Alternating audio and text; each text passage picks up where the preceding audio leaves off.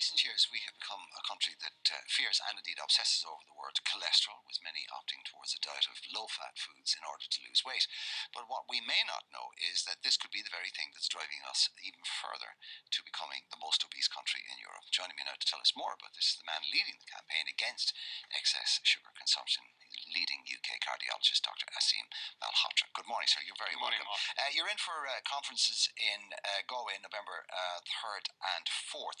And what's the basis of your talk? What is this theory that you're expounding? Well, Mark, I think we're all aware now that we have a major global public health crisis with obesity and chronic diseases, and our current system in medicine is really failing to tackle that, or has certainly failed for a long time.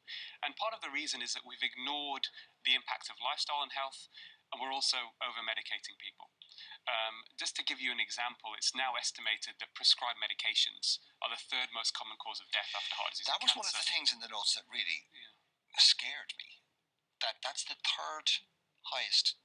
Yeah, and one of the roots behind this, Mark, is that sadly we have come to the realization, certainly I have in my own research and looking into how drugs affects people's health and the illusion of protection some people get from taking, for example, a cholesterol pill and then think they can go and eat junk food, is that there's a lot of commercial influence over medicine. And one of the fathers of what we call evidence-based medicine, so when I see patients, I want to make clinical decisions based upon the best available information. And he said one thing, he said 50% of what you learn in medical school will turn out to be either dead wrong or outdated within 5 years of graduation. The trouble is you don't know which half, so you've got to learn on your own. And what I'm essentially saying is that when we look at the totality of the evidence, it's very clear that lifestyle changes, information in the science is out there, simple lifestyle changes, both in the prevention and treatment of heart disease and type 2 diabetes, are more powerful than any drug, and they come without side effects. So what we need now really is a shift, a complete cultural shift, where doctors and the public and patients are empowered to realize they can adopt certain lifestyle changes, and what my research has looked at is this, to help their health and better their health. Okay, let's talk about, you say this over-concentration on cholesterol is actually having is counterintuitive. It's actually having the opposite effect. Why?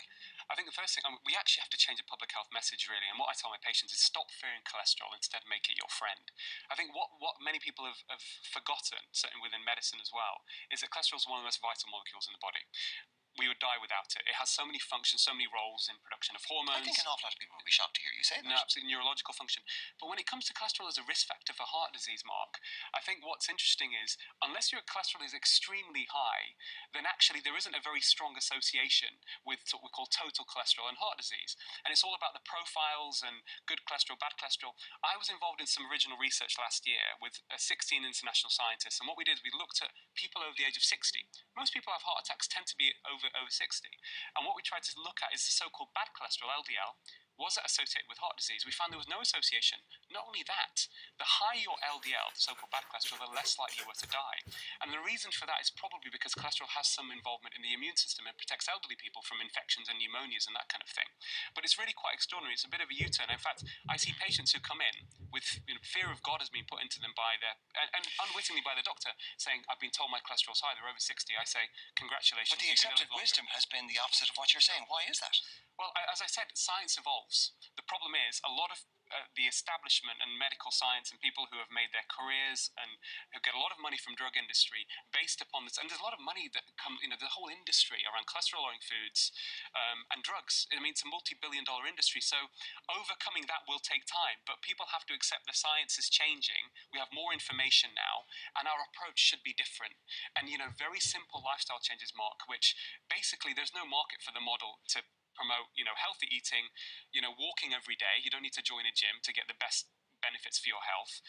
Thinking about how stressed you are you getting a good sleep? All these things combined actually tackle what is actually the number one risk factor for heart attacks, the precursor for type 2 diabetes, responsible for 50% of high blood pressure, something called insulin resistance. And once we target that, actually, we will then make much bigger progress in beating this sort of public health crisis. Okay, part of the theory that you have is that an awful lot of what we've been doing, in actual fact, has fed the obesity epidemic, i.e. the concentration on cholesterol, low-fat foods, taking the fat out. Now, if you take fat out of foods, you also take the taste. It ends up tasting like cardboard in a lot of cases. So, what manufacturers have done is they put sweeteners and sugars in.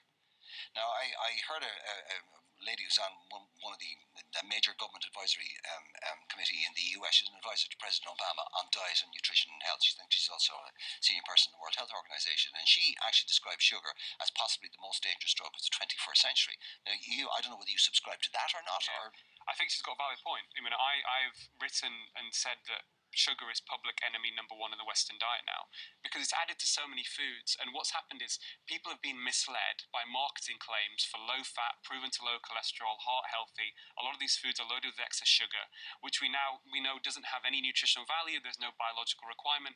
What else is interesting, Mark, as well, which people fail to appreciate, is that you can tell people to eat less, but you can't tell them to stop feeling hungry. And there's a good science evolving that shows that when people eat excess sugar, it keeps you in this cycle of constantly eating. And then you're battling your excess weight, not realizing actually, the excess sugar is driving your appetite, and thinking exercise is the cure, and then people go to the gym, and you get very little return for your investment when you eat foods that are processed and then try to burn it off. I mean, exercise is very good for health, but when it comes to obesity, there's almost no link whatsoever. It's very minimal link. So all of that cycle together produces a big problem. When we originally came out of the swamps, out of the caves, our diet was whatever we could get our hands on: animals, fat, meat, leaves, berries, nuts, all those kinds of things. Absolutely. There was no sugar. Absolutely right. And in fact, one of the things I did in my research is I went to this village in southern Italy called Pioppi, which is considered one of the healthiest villages in the world, where the average life expectancy is close to 90. People age well. People live well to over the age of 100, many of them. There's no chronic disease as such. And when we spoke to these people in this village and asked them, and they had very low heart disease traditionally, how much sugar did they consume? They said dessert was eaten once a week on a Sunday. And, I wrote a book about it called The Pioppi Diet, and, it kind of goes into the science of cholesterol and heart disease. And, it's very interesting when you look, sugar is basically a marker of processed foods, but we're realizing now it has so many other effects on the body, appetite and linked to heart disease and type 2 diabetes. So really, it's one of the things that we need to really cut out from our diet. Okay, the Pioppi diet, it's not quite the Mediterranean diet, but I mean, and we have a new diet every week. And we've got clean eating this and clean eating that, and that this week it's great, it'll save your life, next week it kills you, etc. Yeah. So, but there's long been a consensus about the Mediterranean diet. It's been effective for the best part of 2,500 to 1,000 years. Sure. And we would all aspire to eating it or sticking to some form of it. Is this very similar, or is it? It is, but you see, Mark, what's the difference? What I've done is I've looked at what are the components of the Mediterranean diet that are likely to be beneficial for your health, and those 4 foods are should be at the base of the food pyramid. Really, are lots of vegetables, preferably non-starchy, so lots of green veg, not too many potatoes, oily fish, extra virgin olive oil, and a handful of nuts every day.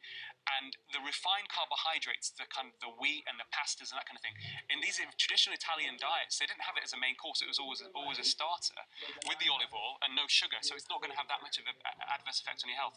So the benefits come from those components, and then we tell people, listen, cut out the refined carbs and sugar. The type of wheat and flour you get now, and the bread and the way that it's processed, it's very different to what people were eating 40 or 50 years ago, where people would make bread in the home and it would take more than a day to bake the bread. And the type of bread we have now is, even in America, almost all the bread's got added sugar in it. So we say avoid that completely and leave it in the air for 24 hours and see what it turns out like. Exactly, and see it as a treat. It is very interesting. I can't tell you in the 18 years I've been doing this how many lifestyle gurus have come along with diets. I'm so glad it's an eminent cardiologist that's coming along and saying this. Be more inclined to say to pay attention to you. People can catch you in Galway on the 3rd and 4th. Yeah. Is that open to the industry, or is it for specialists? No, it's open to doctors, members of the public. It's the first international lifestyle and functional medicine conference. 15 international speakers. It's going to be. We will post details of that up on our Facebook page. The Pioppi diet, Pioppi, in all good bookstores. Dr. Asim Mohatra. Pleasure to meet you. Thank you very much indeed. Now, still.